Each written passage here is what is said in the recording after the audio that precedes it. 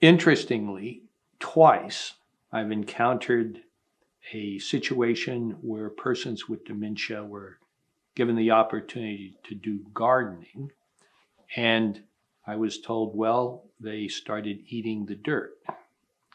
And so the first question that I asked is,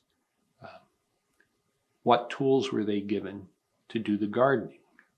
And in the first case, which was 30 years ago, they were given spoons. And I said, perhaps it would be best if they were given gardening gloves and gardening tools.